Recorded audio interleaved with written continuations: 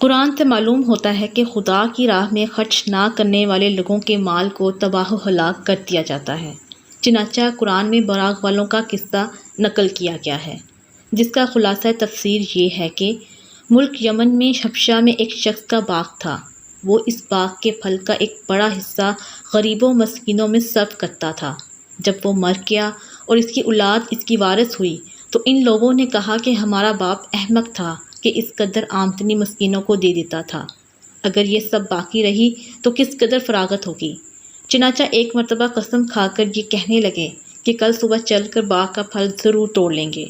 انشاءاللہ بھی نہ کہا اور سو گئے۔ صبح اٹھ کر ایک دوسرے کو چلنے کے لیے پکارنے لگے کہ اپنے کھیت پر سویرے چلو اگر تم کو پھل توڑنا ہے۔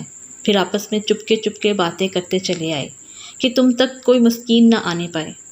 جب باغ کے پاس پہنچے اور یہ دیکھا کہ باغ تو پورا صاف ہو گیا ہے اور کوئی چیز موجود نہیں ہے اور ایسا لگ رہا ہے جیسے کھیت کو کاٹ لینے کے بعد جلا کر صاف کر دیا جاتا ہے، تو کہنے لگے ہم راستہ بھول کر کسی اور جگہ آ گئے ہیں۔ پھر جب غور کرنے کے بعد یقین ہوا کہ یہی ہمارے باغ کی جگہ ہے، ہم بھولے نہیں ہیں، تو کہنے لگے کہ ہماری قسمت ہی پھوٹ گئی ہے۔ پھر آپس میں ایک دوسرے پر ملامت کرنے لگے۔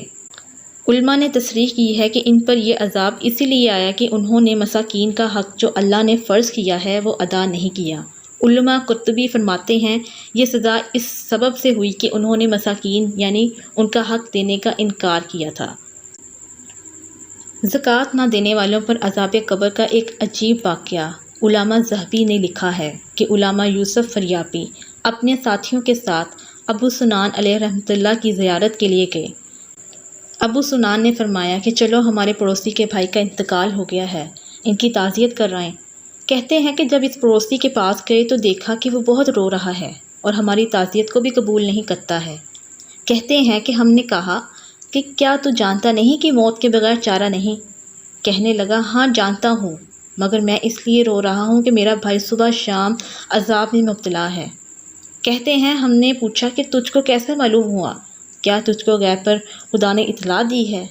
اس نے کہا نہیں، لیکن جب میں نے میرے بھائی کو دفن کر دیا اور اس پر مٹی ہموار کر دی اور لوگ چلے گئے تو میں نے قبر سے اچانک ایک آواز سنی کہ مجھ کو انہوں نے تنہا بٹھا دیا ہے کہ میں عذاب کا اندازہ کر سکوں۔ میں تو نماز پڑھتا تھا، روزے رکھتا تھا۔ یہ سن کر مجھ کو بھی رونا آ گیا۔ میں نے اس کی قبر سے مٹی ہٹائی تو دیکھا کہ قبر آگ کے شعلے بھڑکا رہی ہے اور میرے بھائی کے گلے میں آگ کا توق ہے۔ بھائی کی محبت نے مجھے ابھارا اور میں نے اس کی گردن سے توق اتارنے کے لیے ہاتھ بڑھائے تو وہ جل گئے۔ محمد بن یوسف فرماتے ہیں کہ اس نے ہم کو اپنا ہاتھ دکھلایا کہ وہ جل کر کالا ہو گیا ہے۔ پھر اس نے کہا کہ اب میں اس کے حال پر کیوں غم نہ کروں اور کیسے نہ روں۔ محمد فریابی کہتے ہیں کہ ہم نے پوچھا کہ تیرے بھائی کا عمل کیا تھا؟ اس نے کہا کہ وہ اپنے مال کی زکوٰۃ نہیں دیتا تھا۔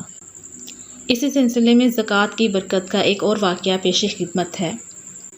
حضرت شیخ الحدیث مولانا زکریا صاحب علامۃ اللہ علیہ نے آپ بیتی میں اپنے والد حضرت مولانا یحییٰ صاحب اور بعض لوگوں کے حوالے سے یہ واقعہ لکھا ہے جو نہایت ہی حیرت انگیز اور قابل عبرت ہے۔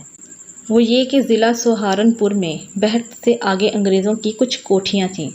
اس کے گرب و جوار میں بہت سی کوٹھیاں کاروباری تھیں جن میں ان انگریزوں کے کاروبار ہوتے تھے اور ان کے پاس مسلمان ملازم کام کیا کرتے تھے، اور وہ انگریز دلی، کلکتہ وغیرہ بڑے شہروں میں رہتے تھے۔ کبھی کبھی معائنے کے طور پر آ کر اپنے کاروبار کو دیکھ جاتے تھے۔ ایک دفعہ اس جنگل میں آگ لگی اور قریب ساری کوٹھیاں جل گئیں۔ ایک کوٹھی کا ملازم اپنے انگریز آقا کے پاس دلی بھاگا ہوا آیا اور جا کر واقعہ سنایا کہ حضور سب کی کوٹھیاں جل گئیں اور آپ کی بھی جل گئی۔ وہ انگریز کچھ لکھ رہا تھا، نہایت اطمینان سے لکھتا رہا، اس نے التفات بھی نہیں کیا۔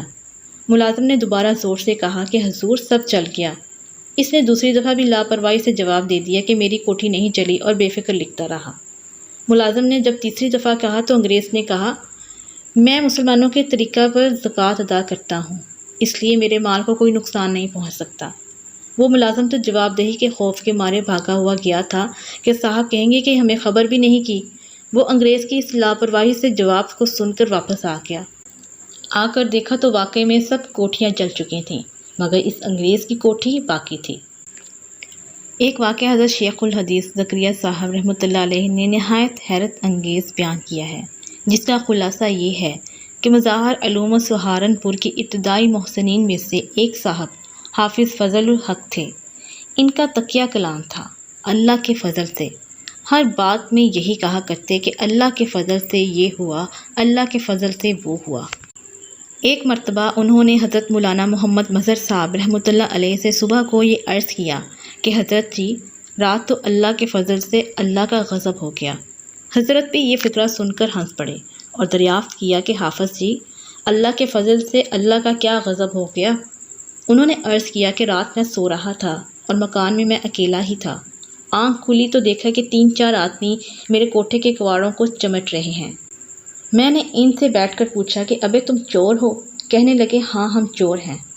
میں نے کہا کہ سنو، میں شہر کے روسا میں سے ہوں اور مدرسے کا خزانہ بھی میرے پاس ہے اور سارے کا سارا اسی کوٹھے میں ہے، اور یہ تالا جو اس کو لگ رہا ہے 6 پیسے کا ہے، لیکن یہ تمہارے باپ دادا سے بھی نہیں ٹوٹنے کا۔ تم تو 3-4 ہو، 10-12 کو اور بلا لو اور اس تالے کو ٹھکتے رہو، یہ ٹوٹنے کا نہیں۔ میں نے حضرت مولانا مظہر صاحب سے سن رکھا ہے کہ جس مال کی زکوٰۃ دے دی جائے وہ اللہ کی حفاظت میں ہو جاتا ہے۔ میں نے اس مال کی زکوٰۃ جتنی واجب ہے اس سے زیادہ دیتی ہے، اس لیے مجھے اس کی حفاظت کی ضرورت نہیں۔ اللہ تعالیٰ اپنے آپ حفاظت کریں گے۔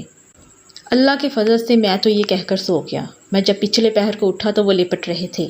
میں نے کہا کہ ارے میں نے تو کہہ دیا تھا کہ 10-12 کو اور بلا لو، تو اللہ کے فضل سے ٹوٹنے کا نہیں۔ حضرت جی، یہ کہہ کر میں تو اللہ کے فضل سے نماز میں لگ گیا، اور جب اذان ہو گئی تو میں ان سے یہ کہہ کر کہ میں تو نماز کو جا رہا ہوں، تم اس کو لپٹتے رہو۔ پھر حضرت جی اللہ کے فضل سے وہ سب بھاگ گئے۔